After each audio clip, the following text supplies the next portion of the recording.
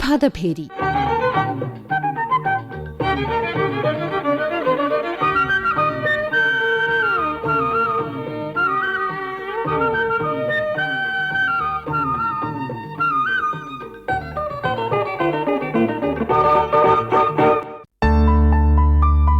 School കുട്ടികളും മുതിർന്നവരും പാമ്പ് കടിയേറ്റ് മരിക്കുന്ന സംഭവങ്ങൾ അടുത്തിടെയായി നമ്മുടെ നാട്ടിൽ വർദ്ധിച്ചു വരികയാണ്.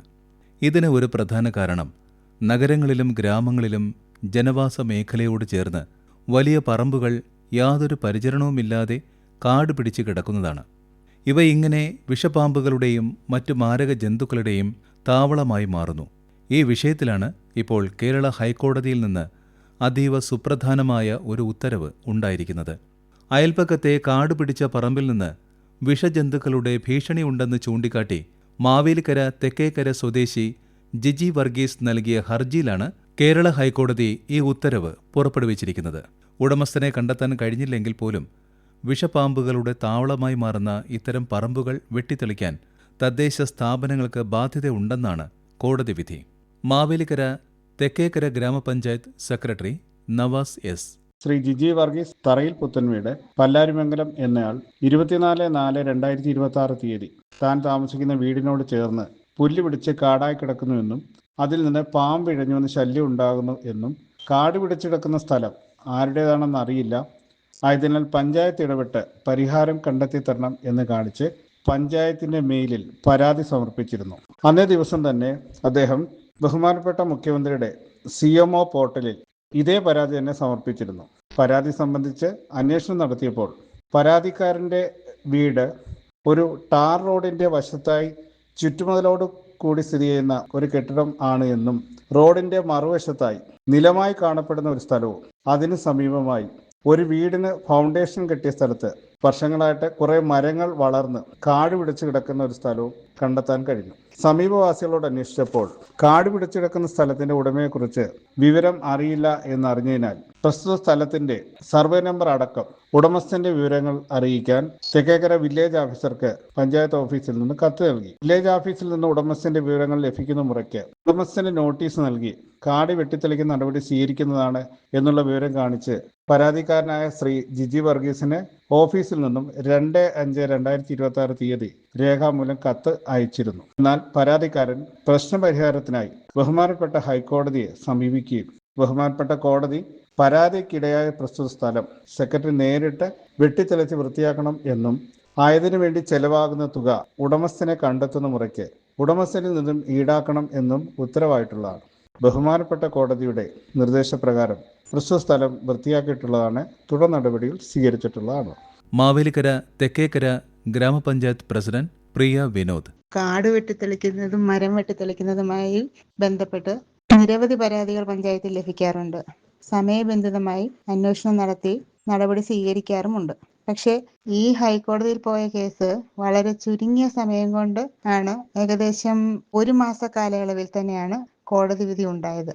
കേരളത്തിലെ ഇന്നത്തെ സാഹചര്യം അനുസരിച്ചായിരിക്കാം പാമ്പിന്റെ ശല്യം മൂലം പല മരണങ്ങളും ഉണ്ടാകുന്ന സാഹചര്യം കണക്കിലെടുത്തുകൊണ്ടുമാകാം കോടതിയിൽ അങ്ങനെ വിധി ഉണ്ടായത്. പഞ്ചായത്തിൽ കിട്ടുന്ന പരാതികൾ സമയബന്ധിതമായിട്ട് പരിഹരിച്ചാണ് മുന്നോട്ട് പോകുന്നത്. കേരള വനംവകുപ്പിന്റെ പാലക്കാട് ജില്ലയിലുള്ള സ്നേക് റെസ്ക്യൂവർ അൻസാർ. നമ്മുടെ വീട്ടിലും പരിസരത്തും പാമ്പുകളെ എങ്ങനെ അകറ്റി നിർത്താം? വീടും പരിസരവും വൃത്തിയായി സൂക്ഷിക്കുക. വീടിൻ്റെ പരിസരത്ത് ഫുഡ് വേസ്റ്റുകളോ ഒന്നും നിക്ഷേപിക്കാതിരിക്കുക. മരച്ചില്ലകളോ കട്ട, കല്ല് മുതലായവയോ വീടിൻ്റെ പരിസരത്ത് അലക്ഷ്യമായി ഇടാതിരിക്കുക. എലികൾ താമസിക്കുന്ന മാളങ്ങൾ പരിസരത്ത് ഉണ്ടെങ്കിൽ അത് അടച്ച് ക്ലിയർ ചെയ്യുക. വീടിനോട് ചേർന്ന് മരങ്ങളുണ്ടെങ്കിൽ മരത്തിൻ്റെ ചില്ലകൾ വീടിൻ്റെ മുകളിലേക്കോ മറ്റോ ചാഞ്ഞ് കിടക്കുന്നുണ്ടെങ്കിൽ അതെല്ലാം വെട്ടി ക്ലിയർ ചെയ്യുക. ജനാലകൾ തുറന്നിടാതിരിക്കാൻ ശ്രദ്ധിക്കുക. നമ്മൾ വളർത്തുന്ന പൂച്ചകൾ പുറത്തു പോകുന്നുണ്ടെങ്കിൽ അവരെ ശ്രദ്ധിക്കുക. വീടിൻ്റെ പരിസരത്ത് കാട് പിടിച്ച് കിടക്കുന്നുണ്ടെങ്കിൽ അതെല്ലാം വെട്ടി വൃത്തിയാക്കുക. വീടിനകത്തു നിന്നോ ബാത്റൂമുകളിൽ നിന്നോ വെള്ളം പോകുന്നതിന് വേണ്ടി നമ്മൾ പൈപ്പുകൾ പുറത്തേക്ക് ഇട്ടിട്ടുണ്ടെങ്കിൽ അതിൻ്റെ വായ്ഭാഗം ഒരു നെറ്റ് വെച്ച് കവർ ചെയ്യുക. വീടിന് അകത്ത് നമ്മൾ അഴിച്ചിടുന്ന ഷൂ പോലുള്ള പാദരക്ഷകൾ ഉപയോഗിക്കുമ്പോൾ ശ്രദ്ധിക്കുക.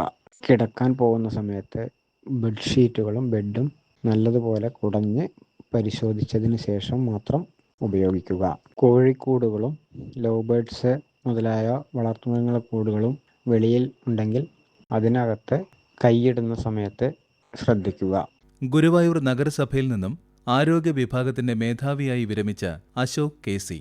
കാട് വെട്ടിത്തെളിക്കാത്ത സ്ഥലങ്ങൾ എന്നുള്ളത് ഈ കാലത്ത് ഉപേക്ഷിക്കപ്പെട്ട വീടുകൾ പോലെ തന്നെ ഉപേക്ഷിക്കപ്പെട്ട സ്ഥലങ്ങളായി റവന്യൂ ഡിപ്പാർട്ട്മെന്റിന് പോലും അറിയാത്ത രീതിയിൽ ധാരാളം ആൾക്കാർ സ്ഥലം വാങ്ങിച്ചിടുകയും അതിന് യഥാസമയം കാട് വെട്ടിത്തെളിക്കാതെയും അല്ലെങ്കിൽ വൃക്ഷങ്ങളൊക്കെ ഉണ്ടെങ്കിൽ അത് വെട്ടി വൃത്തിയാക്കാതെയും മറ്റും വളരെയധികം ബുദ്ധിമുട്ടുണ്ടാകുന്ന ഒരു അവസ്ഥയിലേക്ക് കാര്യങ്ങൾ പോകുന്നുണ്ട്. അപ്പോ നിലവിലത്തെ ഈ മഴക്കാലം കൂടെ വന്നത് കാരണം കാട് യഥാസമയം വെട്ടി തെളിച്ചില്ല എങ്കിൽ രോഗങ്ങൾ പകരാനുള്ള സാധ്യത, ഇപ്പൊ കൊതുകുജന്യ രോഗങ്ങളായാലും അല്ലെങ്കിൽ മറ്റ് വെക്ടറുകൾ കൊണ്ടുണ്ടാകുന്ന എലി പോലുള്ള പെരിച്ചാഴി പോലുള്ള ഇവയൊക്കെ ഉണ്ടാകുന്ന വവ്വാല് പോലുള്ള ജീവികൾ കൊണ്ടുണ്ടാകുന്ന അസുഖങ്ങൾ ഇവയൊക്കെ പടർന്നു പിടിക്കുന്നതിനുള്ള സാധ്യത ഇത്തരത്തിൽ വെട്ടി വൃത്തിയാക്കാത്ത പുരയിടങ്ങൾ കൊണ്ട് ഉണ്ടാകുന്നുണ്ട്.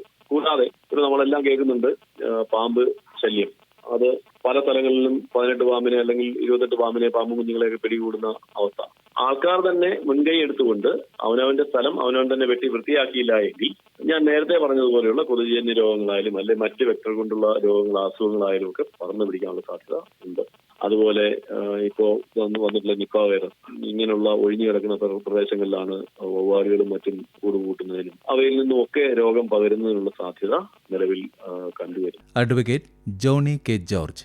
ബഹുമാനപ്പെട്ട കേരള ഹൈക്കോടതിയുടെ 2026 മെയ് മാസം 29 തദ്ദേശ സ്വയംഭരണ സ്ഥാപനങ്ങൾക്ക് കൃഷിയില്ലാതെ വിജനമായി ഉപേക്ഷിക്കപ്പെട്ട് കിടക്കുന്ന സ്ഥലങ്ങൾ കാട് കയറി സമീപവാസികൾക്ക് ശല്യമാകുന്ന തരത്തിലേക്ക് മാറുന്ന സാഹചര്യത്തിൽ ആയത് വൃത്തിയായി സൂക്ഷിക്കുന്നതിനും അതിൻ്റെ വസ്തു ഉടമസ്ഥനോട് അങ്ങനെ വൃത്തിയായി സൂക്ഷിക്കുന്നതിന് കാട് തെളിക്കുന്നതിനും മറ്റും വന്നിട്ടുള്ള ചെലവ് ഈടാക്കിയെടുക്കാൻ അനുവദിച്ചുകൊണ്ട് ഉണ്ടായിട്ടുള്ള ഉത്തരവ് വളരെ ഗൗരവതരമായ, വളരെ ശ്രദ്ധേയമായ, വളരെ ഗുണകരമായ ഒരു ഉത്തരവാണ്. ഇവിടെ കേരള സംസ്ഥാനത്തിൽ വളരെയധികം സ്ഥലങ്ങളും വീടുകളും താമസമില്ലാതെയും കൃഷിയില്ലാതെയും ഉപേക്ഷിക്കപ്പെട്ട നിലയിൽ ഉടമസ്ഥരാരാണ് എന്ന് പോലും തിരിച്ചറിയാത്ത അവസ്ഥയിൽ കിടക്കുന്ന സാഹചര്യമുണ്ട്. ഈ വസ്തുക്കളും ഉപേക്ഷിക്കപ്പെട്ട വീടുകളും ഒക്കെ സാമൂഹിക വിരുദ്ധരുടെ പ്രവർത്തനങ്ങൾക്കും അതുപോലെ തന്നെ വന്യജീവികളും ഉരകങ്ങളും ഒക്കെ അവരുടെ സങ്കേതങ്ങളാക്കി മാറ്റി സമീപവാസികൾക്ക് ജീവിക്കാൻ കഴിയാത്ത അവസ്ഥയുണ്ടാക്കുന്ന സാഹചര്യങ്ങൾ നിരന്തരമായി നമ്മുടെ നാട്ടിലുണ്ട്. ഈ സുപ്രധാനമായ വിധിയിൽ ബഹുമാനപ്പെട്ട കേരള ഹൈക്കോടതി പഞ്ചായത്ത് രാജ് ആക്ട് 1994 238, 239 വകുപ്പുകൾ അനുസരിച്ചുകൊണ്ട് പഞ്ചായത്തുകൾക്കുള്ള തദ്ദേശ സ്വയംഭരണ സ്ഥാപനങ്ങൾക്കുള്ള അവകാശവും ഇതിന്റെ ബാധ്യതയും കൃത്യമായി എടുത്തു പറഞ്ഞുകൊണ്ടാണ് ഈ വിധി പുറപ്പെടുവിച്ചിരിക്കുന്നത്. തീർച്ചയായും വളരെ ആശാവഹമായ ഒരു വിധിയാണിത്. കേരളത്തിലെ നഗരങ്ങളെന്നോ ഗ്രാമങ്ങളെന്നോ വ്യത്യാസമില്ലാതെ ധാരാളം വസ്തുവകകൾ ഉപേക്ഷിക്കപ്പെട്ട നിലയിലുണ്ട്. യഥാർത്ഥത്തിൽ ഉപേക്ഷിക്കപ്പെട്ടിട്ടുള്ളതല്ല. അതിന്റെ യഥാർത്ഥ ഉടമസ്ഥന് അത് ഗുണകരമായ രീതിയിൽ അനുഭവിക്കേണ്ട ആവശ്യമില്ലാതെ പലപ്പോഴും ഉടമസ്ഥർ വിദേശത്തും സ്വദേശത്ത് തന്നെ മറ്റ് സ്ഥലങ്ങളിലും മറ്റു ജോലികളിലും ഏർപ്പെട്ട് നിൽക്കുന്നവർ അവരവരുടെ ഉടമസ്ഥതയിൽപ്പെട്ട സ്ഥലങ്ങൾ വൃത്തിയായി സൂക്ഷിക്കുന്നതിനുള്ള ബാധ്യത ഓരോ പൗരന്റേതുമാണ് എന്നുള്ള കാര്യം എടുത്തു പറഞ്ഞുകൊണ്ട് ബഹുമാനപ്പെട്ട കേരള ഹൈക്കോടതി ഇതിന് ഗ്രാമപഞ്ചായത്തുകൾക്ക് നിർദ്ദേശം നൽകിക്കൊണ്ട് പുറപ്പെടുവിച്ചിരിക്കുന്ന ഉത്തരവ് നമ്മുടെ ഗ്രാമങ്ങളെയും നമ്മുടെ നഗരങ്ങളെയും സർവോപരി പ്രദേശത്തെ ഭംഗിയായി സൂക്ഷിക്കുന്നതിന് വേണ്ടിയിട്ട് ഉതകും സമീപ ഭാവിയിൽ ഗുണകരമായ മാറ്റങ്ങൾക്ക് വഴിതെളിക്കും എന്ന് നമുക്ക് പ്രത്യാശിക്കാം. നിയമങ്ങളുടെ സങ്കീർണതയേക്കാൾ ഉപരിയായി ജനങ്ങളുടെ ജീവനും സുരക്ഷയ്ക്കുമാണ് പ്രാധാന്യം നൽകേണ്ടത് എന്ന കോടതിയുടെ നിരീക്ഷണം തികച്ചും സ്വാഗതാർഹമാണ്. കേരള പഞ്ചായത്ത് രാജ് ആക്ട് 238, 239 വകുപ്പുകൾ പ്രകാരം ഇത്തരം പൊതുശല്യങ്ങൾ സ്വന്തം നിലയ്ക്ക് നീക്കം ചെയ്യാൻ പഞ്ചായത്തുകൾക്ക് പൂർണ്ണ അധികാരമുണ്ട്. ഇതിനായി വരുന്ന ചെലവുകൾ പിന്നീട് ഉടമസ്ഥനെ കണ്ടെത്തുമ്പോൾ ഈടാക്കാവുന്നതുമാണ്. വീടിനടുത്തോ ക്യാമ്പസിനടുത്തോ പരിസരത്തോ ഇത്തരത്തിൽ കാട് പിടിച്ചു കിടക്കുന്ന അപകടകരമായ പറമ്പുകൾ ശ്രദ്ധയിൽപ്പെട്ടാൽ ഉടനടി അതാത് തദ്ദേശ സ്വയംഭരണ സ്ഥാപനങ്ങളിൽ രേഖാമൂലം പരാതി നൽകാവുന്നതാണ്. നമ്മുടെ പരിസരം സുരക്ഷിതവും ശുചിത്വമുള്ളതുമായിരിക്കട്ടെ.